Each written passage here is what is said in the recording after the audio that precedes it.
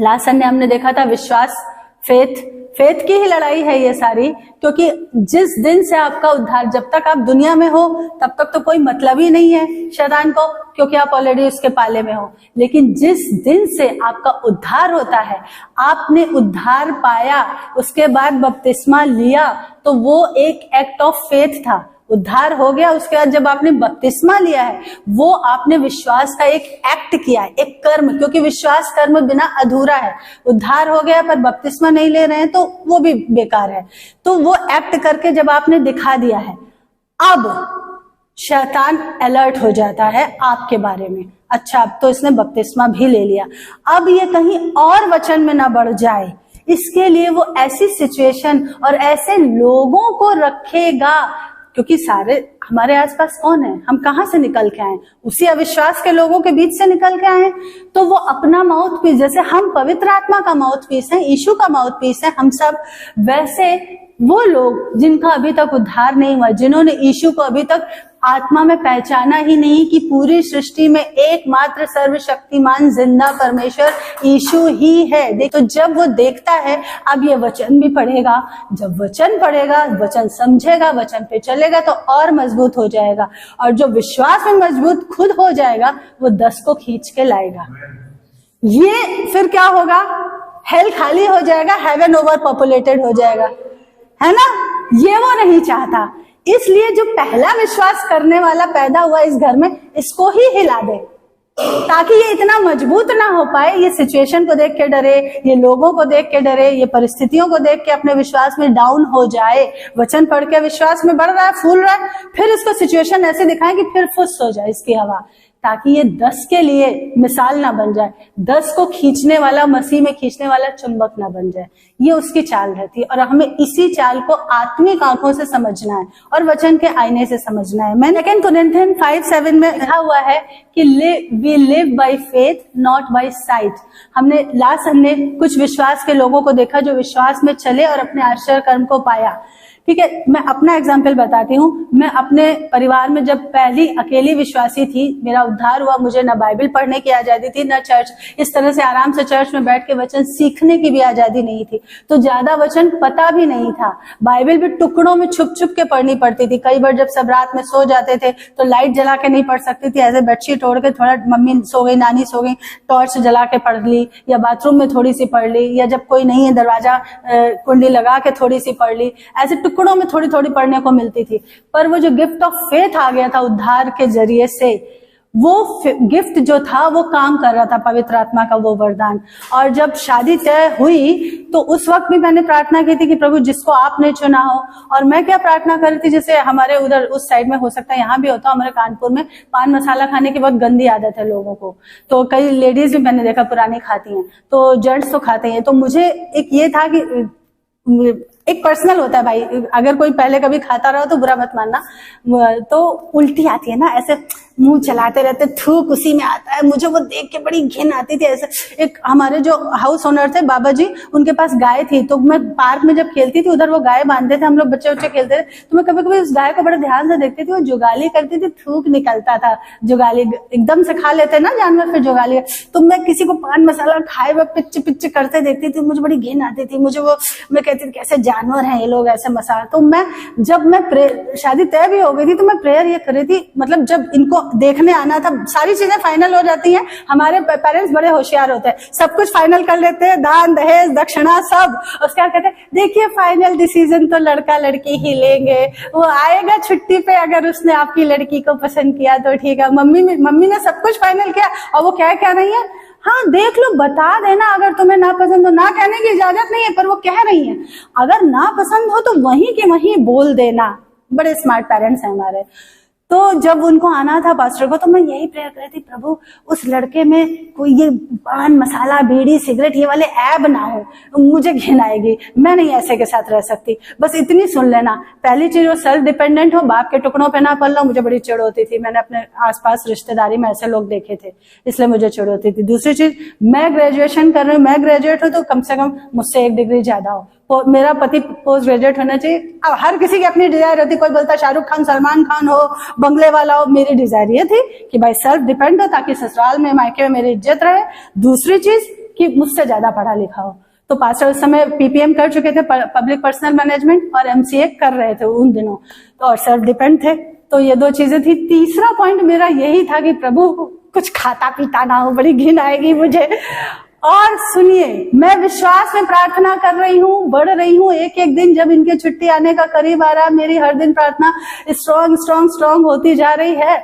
और अविश्वासी लोग कैसे शैतान इस्तेमाल करता है। मम्मी की एक फ्रेंड थी ऑफिस में, उनके हस्बैंड, उनके कुछ एयरफोर्स के लोग फ्रेंड थे, तो बोले हाँ बेटा वहां तो सब चलता है, खाने पिलाने का कल्चर, पीने पिलाने का कल्चर है, वहां तो फ्री में मिलता है, वहां तो सस्ते दाम पर मिलता है, वहां तो दारू पार्टी चलती है, वहां तो ये पार्टी चलती है, वो पार्टी चलती है।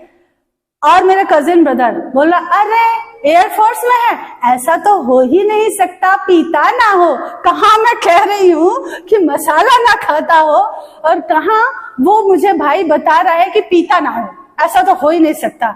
तो होता क्या है, जब आप नए विश्वासी हो, तो जब अविश्वास के सुर आपको सुनाई देते तो आपका विश्वास थोड़ा बहुत हिलता है।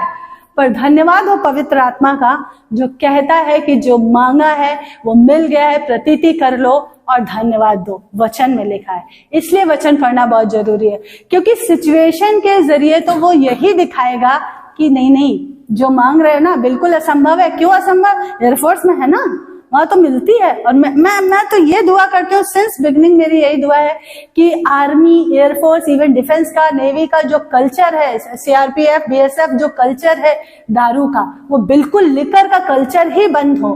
मैं अपने जो मेरे एयरफोर्स के लोग हैं, बिलीवर हैं, मैं उनसे भी ये प्रेयर रिक्वेस्ट हमेशा टाइम टू टाइम भेजती रहती हूँ कि जो अंग्रेजों का पैटर्न है वो हमारे इंडिया के डिफेंस में बिल्कुल टोटली खत्म हो, इश्यू के नाम से ये बंद हो। कम उम्र के छोटे लड़के आते हैं, 17 साल की उम्र के, 16 साल 18 साल की उम्र के, उनके घरों में हो सकता है ये कल्चर ना रहा हो, पर यहाँ आके जो स्ट्रांग नहीं है अपनी विल पावर में, वो गलत चीजें सीख जाते हैं। तो मेरी दुआ यह है कि प्रभु ये अशुद्धता की चीज, ये जो लिकर का सिस्टम है हमारे इंडिया के डिफेंस से पूरी तरह से खत्म हो, नेस्तनाबूद हो, खत्म हो, वॉश आउट हो जाए, ये सिस्टम ही खत्म हो जाए। मेरी ये दुआ है, मैं दुआ करती रहूंगी। मुझे कोई फर्क नहीं पड़ता कि कितने लोग इसमें मेरे साथ है। कुछ एयरफोर्स की लेडीज जो सीनियर्स थे, उन्होंने अरे ये हो ही नहीं सकता। मैंने कहा मुझे विश्वास है, आप करो ना करो, मैं तो ये प्रार्थना करती रहूंगी। और प्रभु का धन्यवाद हो कि परमेश्वर ने मुझे ऐसा पति दिया, विश्वास में स्थिर रहने का प्रतिफल ये मिला कि उनको तो खाने के बाद लौंग, इलायची, सौंफ की भी आदत नहीं है।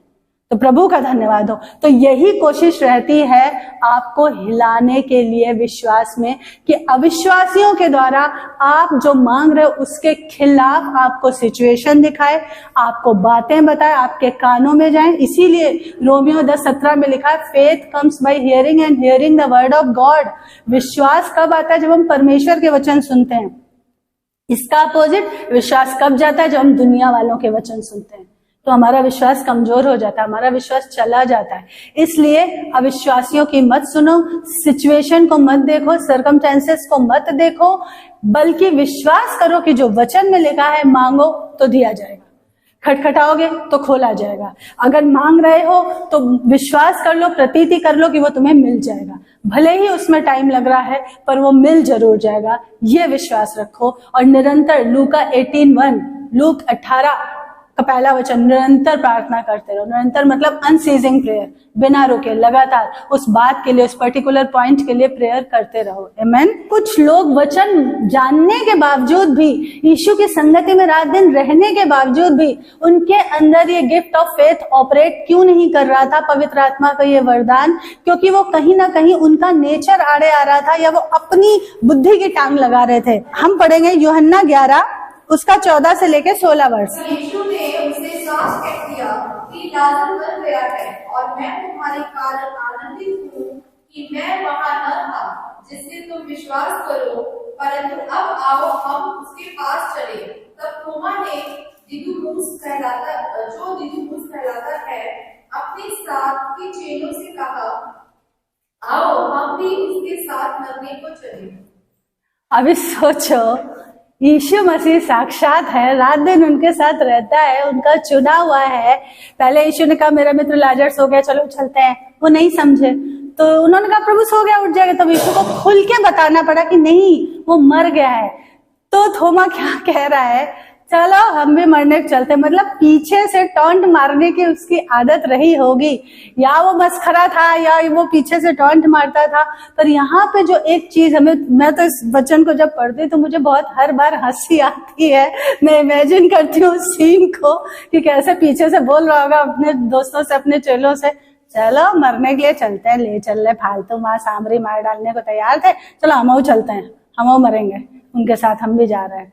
ऐसे कुछ भी उसने इस तरह से टॉन्टिंग करी। पर यीशु का यहाँ पे दिल देखो, कितना बड़ा सहनशील प्यार करने वाला दिल। उन्होंने एक बार भी पलट के थोमा पे गुस्सा नहीं किया। ये सहनशीलता यीशु की, पवित्र आत्मा का ये वरदान यीशु के पास, गुस्सा नहीं किया। इवन जब वो रिजरेक्ट हुए हैं तब भी थोमा उस वक्त नहीं था और कह रहा नहीं मानूंगा, नहीं मानूंगा, पहले उसके उंगली, हाथों के और पैरों के छेदों में उंगली डालूंगा। यीशु आए, वहां पर मौजूद हुए और कहा थोमा डाल के देख लो उंगली और विश्वास में मजबूत बन जाओ। यीशु चाहते हैं कि हम सब विश्वास में मजबूत बने, क्योंकि हम नहीं समझते हैं कि हमें कुछ काम करना है यीशु का कि नहीं, या हम अपने तरीके से सोचते हैं कि हम ऐसे करेंगे वैसे करेंगे। हमारी सुविधा और हमारी सहूलियत के हिसाब से, हमारी कंफर्ट जोन के हिसाब से यीशु काम नहीं लेंगे, वो अपने तरीके से काम लेंगे। आमेन। तो यीशु को पता था कि थोमा से उसको काम लेना है, इतना बड़ा भारत है, वहां थोमा को भेजना है, वहां वचन का बीज बोना है। और भारत के लिए थोमा एक आशीष बना, क्योंकि वो यहाँ पे समुद्र के रास्ते से केरला में उतरा, हम सब जानते हैं, ये हिस्ट्री है। और वहां पर उसने वचन का बीज बोया, पहला बीज बोया, और प्रचार करते करते जब वो तमिलनाडु तक आया, वहां पर वो मार डाला गया। ये चीजें आपको मालूम होंगी, ये हिस्ट्री है। लेकिन परमेश्वर ने उसके विश्वास को मजबूत किया। आज प्रभु यही चाहते हैं कि साल के इन अंतिम दिनों में हम विश्वास में मजबूत हो जाएं। हो सकता है कहीं हमारा विश्वास कुछ कमजोर पड़ा हो, क्योंकि कुछ चीजों के लिए डिले हो रहा है, सालों साल डिले हो चुका है, या महीनों का डिले हो चुका है, हफ्तों का डिले हो चुका है। हफ्तों के हिसाब से अभी ये काम हो जाना था, या इस महीने ये काम हो जाना था।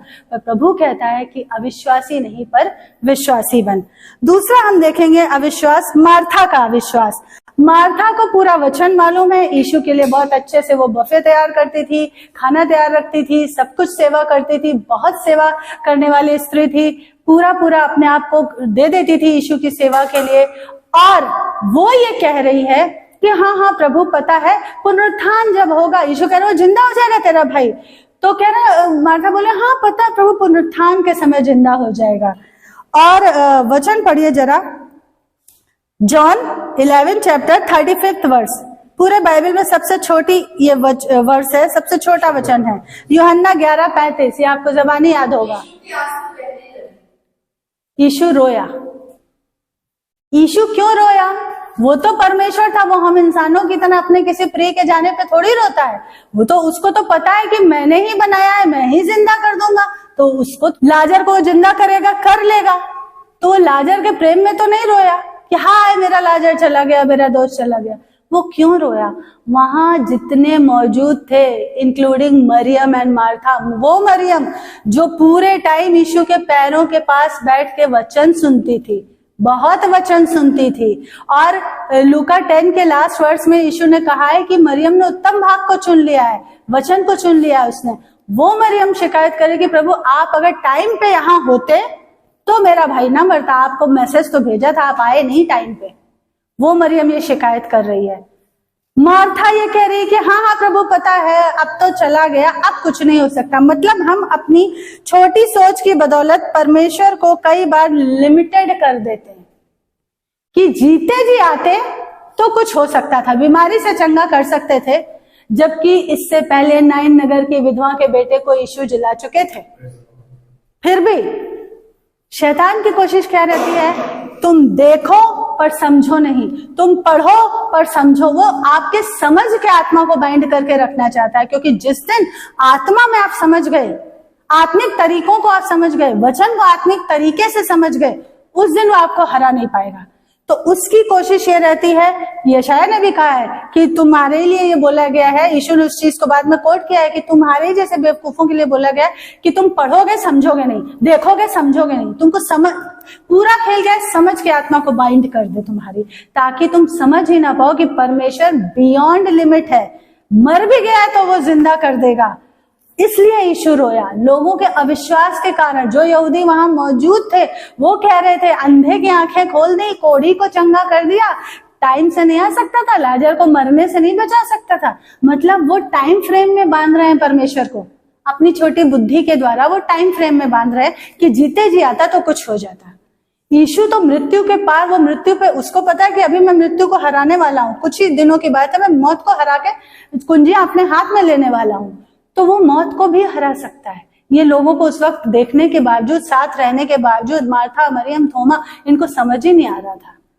और इसलिए यीशु रोया। जो लोग वहां मौजूद थे उनके अविश्वास के कारण यीशु रोया। मार्था ने हाँ किया, लेकिन फिर भी कह रही है, जब यीशु ने कहा पत्थर हटाओ, तब मार्था क्या कह रही है, जरा सुनिए।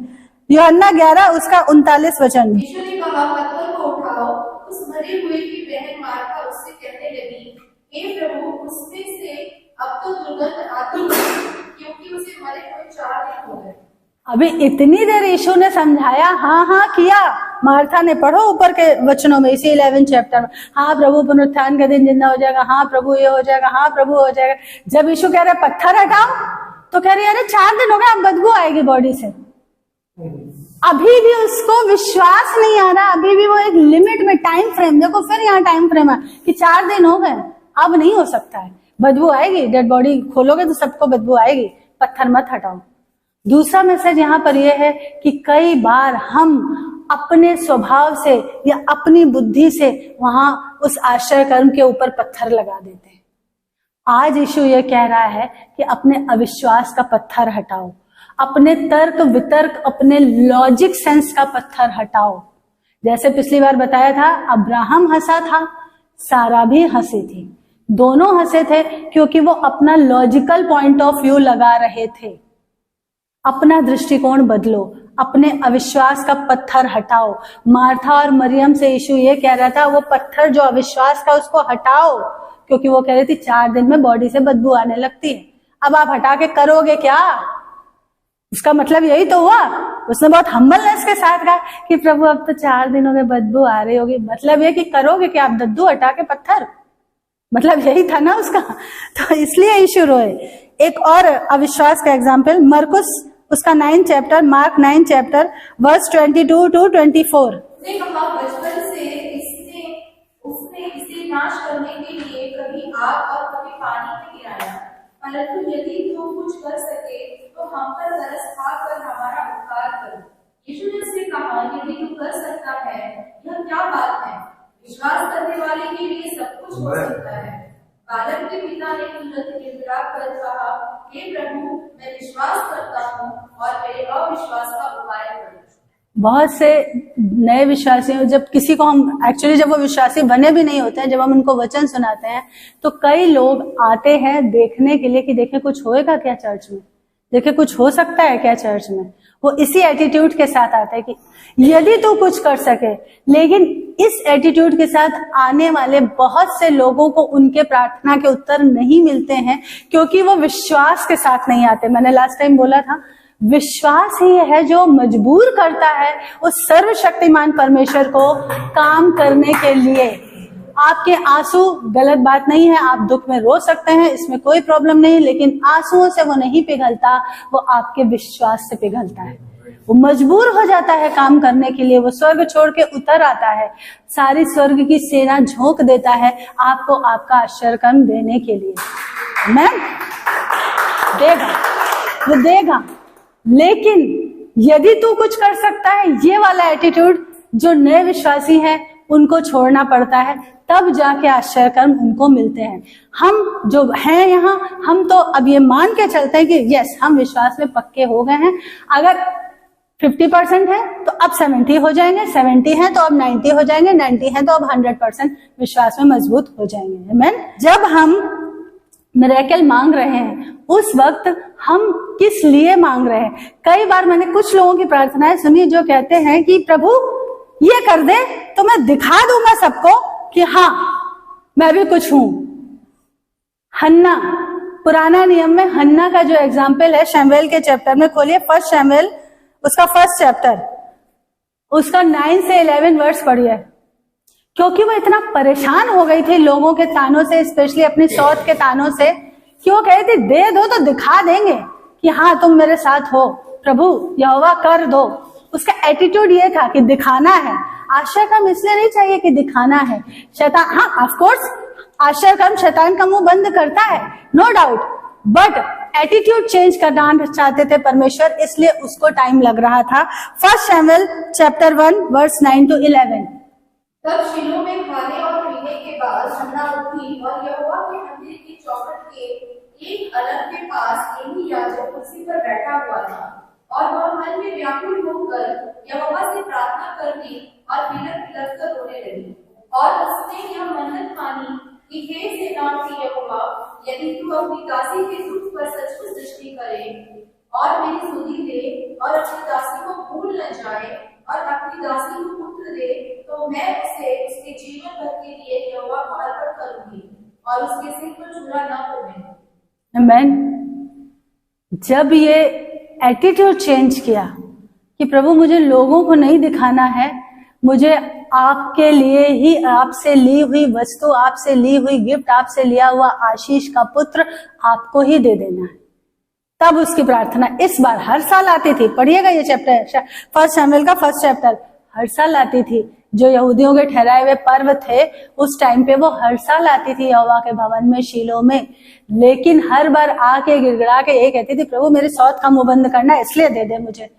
जब उसने अपने आप को दीन और नम्र किया, इस बार उसका चित्त ठिकाने आया और उसने कहा प्रभु दे, ताकि उसे आपकी सेवा में वापस कर सके। तब उसकी प्रार्थना सुनी गई।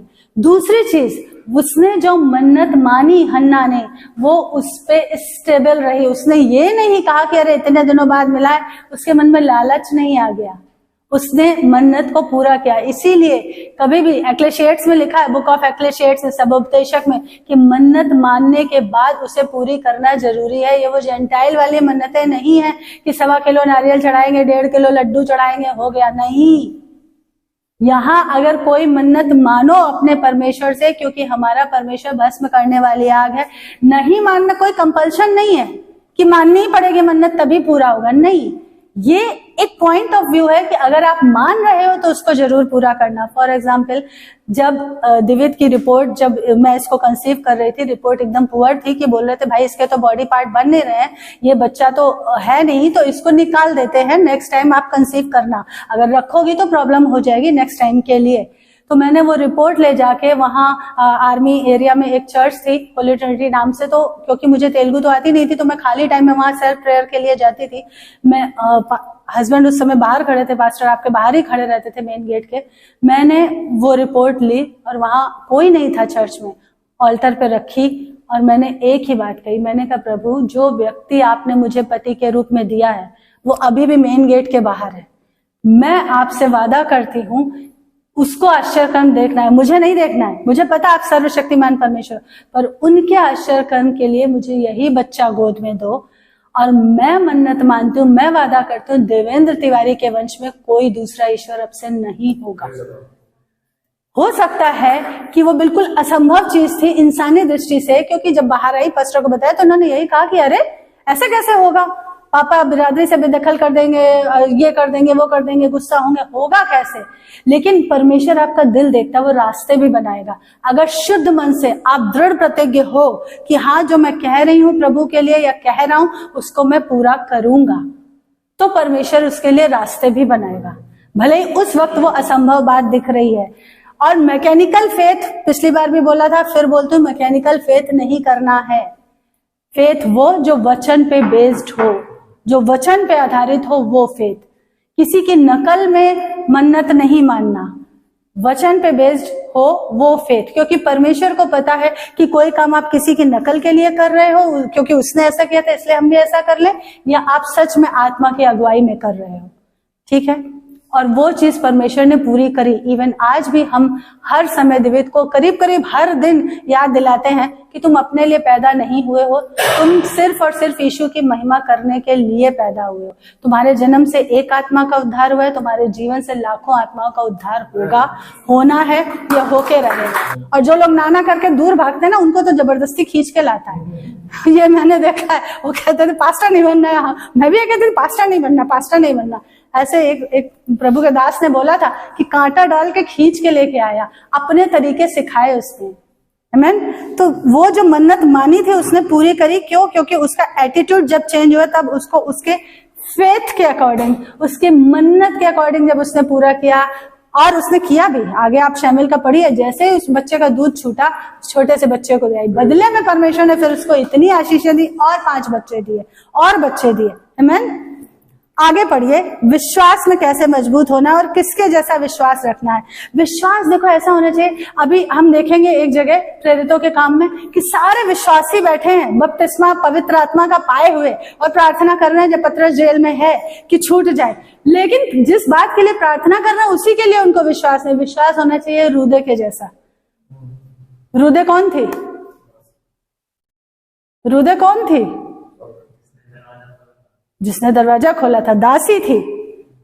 उस घर की जो मालकिन थी जहां प्रार्थना हो रही थी, जॉन मार्क के घर में, ये भी बताया था, यूहन्ना मरकुस जिससे पहले पौलुस चिढ़ता था, जो बरनबास का कजिन ब्रदर था, जो बीच में मिशन ट्रिप पे जाता था, छोड़ के भाग आता था, थोड़ी भी परेशानी हुई छोड़ के भाग आता था, इसलिए पौलुस उससे चिढ़ता था। बाद में वो सुधर गया, उसने मार्क नामक गॉस्पेल लिखा। वही जॉन मार्क की मम्मी के घर में प्रेयर हो रही थी, यूहन्ना मरकुस के घर में, उनकी सर्वेंट थी, मेड सर्वेंट थी। उसका विश्वास देखो, सुन सुन के विश्वास आया उसको। उसका विश्वास देखो, वो कह रही पतरस है, बाहर दरवाजा खटखटा रहा है, वो पतरस है। वो कह रहे नहीं नहीं उसका स्वर्गदूत होगा। अरे तो फिर प्रेयर क्यों कर रहे हो जब मान ही नहीं रहे हो कि पतरस खड़ा है जेल से छूट के? तो प्रेयर ही क्यों कर रहे हो? मुझे कई जगह बाइबल अगर आप ध्यान से पढ़ोगे आपको बहुत सी कॉमेडी वाली चीजें मिलेंगी, आपको हंसी आएगी। तो प्रेयर क्या कर रहे हो? जब वो कह रहे कि खड़ा है पतरस बाहर तो मान नहीं रहे हो। इब्रानियों 11 उसका पहला और छठा वचन पढ़िए। हिब्रू विश्वास आशा की हुई वस्तुओं का निश्चय और अनदेखी वस्तुओं का प्रमाण है। अब विश्वास आशा की हुई वस्तुओं का निश्चय, आशा की हुई वस्तुओं का निश्चय, यानी जिसके होने की आप उम्मीद कर रहे हो, निश्चय। मेरा कजिन ब्रदर को बेटा हुआ था जिस समय मेरा उद्धार हुआ था, उसी समय, और मैं ये वचन पढ़ती थी तो मैंने उसका नाम ही निश्चय रख दिया था। बाद में लोग पूछते थे बड़ा अच्छा नया नाम है, कहाँ से रखा? तो बोलती थी इसकी बुआ ने रखा। तो बाइबल से ही मैंने उसका नाम ही निश्चय रख दिया था। आशा की हुई वस्तुओं का निश्चय और अनदेखी वस्तुओं का प्रमाण है। अनदेखी वस्तुओं का प्रमाण है, जिसको अभी देखा नहीं है। जब कोई स्त्री गर्भ धारण करती है वो बच्चे को देखती नहीं है, उसकी नाक किस पे गई है, उसकी आंखें किस पे गई है, दादी पे, नानी पे, बुआ पे, चाचा पे, मौसी पे, माँ पे, पापा पे, और उसको निश्चय होता है। अनदेखी वस्तुओं का निश्चय और अनदेखी वस्तुओं का प्रमाण, अनदेखी वस्तुओं का सबूत। आपका विश्वास वो सबूत है। प्रमाण मतलब सबूत है कि ये होगा ही, ये होगा ही। 6th वर्ष, और विश्वास बिना उसे प्रसन्न करना अनहोना है। विश्वास बिना, यही मैंने लास्ट संडे बोला था, यही अभी थोड़ी देर पहले बोला था। आपका विश्वास परमेश्वर को काम करने पे मजबूर करता है। क्यों? क्योंकि वो खुश होता है आपके विश्वास को देख के। अब्राहम के लिए उसका विश्वास धार्मिकता क्यों गिना गया? क्योंकि वो विश्वास से खुश होता है। जब उसके प्रभु के पास आने वाले को विश्वास करना चाहिए कि वो है और अपने खोजने वाले को प्रतिफल देता है। विश्वास, पूरी बाइबल अगर कोई जेंटाइल आपसे पूछे एक शब्द में क्या है? विश्वास। वो कहेंगे हम भी विश्वास करते हैं। नहीं, तब आगे बताना वो जिसने मौत को हराया, जो एकमात्र जिंदा खुदा, वो जो अपने लहू से हमारे पापों को धोता है, वो विश्वास। पहले एक शब्द है विश्वास, हो कहेंगे हम भी करते हैं। नहीं, क्योंकि मैं यही परेशान थी जब मैं जेंटाइल थी कि जिसको देखो वो हम इंसानों, जितने हमको वहां बताए, मुझे वहां बताए जाते थे मेरे जेंटाइल बैकग्राउंड में, so called God and goddess, वो हमसे ही कुर्बानियां मांगते थे, हमसे मांगते थे ये कर दो, वो कर दो, ऐसा कर दो। हम हमेशा डर के रहते थे नाराज हो जाएंगे, ये हो जाएंगे, वो हो जाएंगे। अरे शुक्रवार को खट्टा खा लिया तो नाराज हो गई, इस दिन ये कर लिया तो ऐसा हो गया, वैसा हो गया। और जिन मेरी मम्मी रखती थी फ्राइडे की फास्टिंग, और उसमें लड़कों को बुला के खिलाया जाता है, तो मेरी ड्यूटी होती थी मोहल्ले के जितने भैया है सबको घर घर जाके बुलाते, आंटी जी भैया को भेज दीजिएगा, आज मम्मी ने बुलाया। सारे भैयाओं को मैं बुला के लाती थी और भैया लोग को 10 बार हिदायत देती थी, 10 बार उनकी मम्मियों को हिदायत देती थी कि आज इसने यहाँ खाया है तो इसको घर में कहीं देख लेना, खट्टा ना खा ले। और दुकान पर जाके 10 रुपए का वो काला चूरन मिलता था टाटरी वाला, अगर वो खा ले तब ना उसकी मम्मी को पता, ना तुम्हें पता, ऐसे ऐसी चीजें। तो मैं कहती थी भैया कौन है जो हमसे प्यार करता है? ये परमेश्वर है जो विश्वास से हिलता है। ये परमेश्वर है जो बिना, जब हम उसको पूछते भी नहीं थे तभी उसने हमारे लिए अपने आप को कुर्बान किया और कहता है अब विश्वास करो, मैंने अपने प्रेम का सबूत दे दिया क्रूस पे, अब तो विश्वास करो। सबूत दे दिया, अब तो विश्वास करो। आमेन।